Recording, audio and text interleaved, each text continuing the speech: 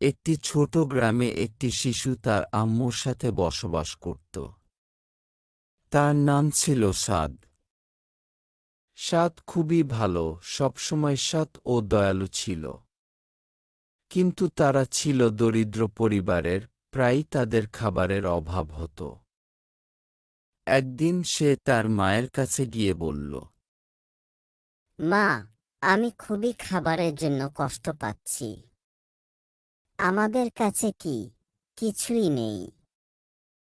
মা সাদকে শান্ত করে বললেন, সাদ, আল্লাহ আমাদের সবকিছু দেয়। আমাদের বিশ্বাস রাখতে হবে। আল্লাহ আমাদের জন্য সব ব্যবস্থা করবেন, ইনশাআল্লাহ। তখন মায়ের কথা শুনে সাদ বাইরে খেলতে চলে গেল। কিন্তু সেই দিন তাদের আর খাবার জুটল না।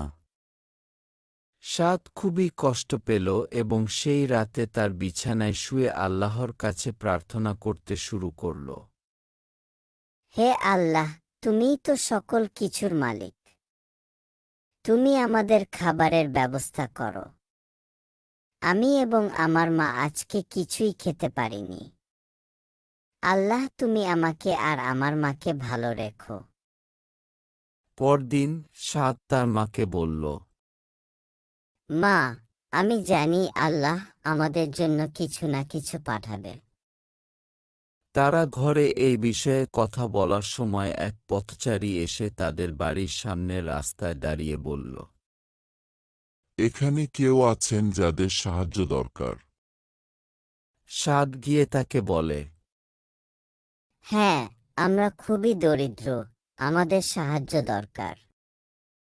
পথচারী তখন সাদ ও তার মায়ের জন্য অনেক খাবার এবং কিছু প্রয়োজনীয় জিনিস নিয়ে এলো।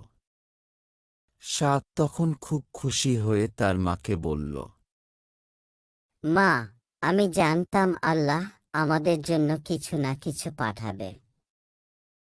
মা সাদকে আদর করে বললেন, হ্যাঁ সাদ, আল্লাহ কখনো আমাদের আশা নিরাশ করেন না। তিনি আমাদের সব সময় সাহায্য করেন, শুধু আমাদের বিশ্বাস রাখতে হবে।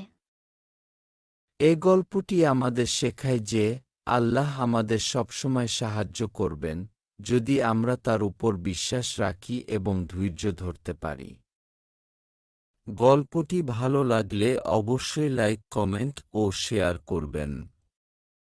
আর এরকম সুন্দর ও শিক্ষণীয় ইসলামিক ভিডিও পেতে আমাদের চ্যানেলটি সাবস্ক্রাইব করে আমাদের পাশে থাকবেন।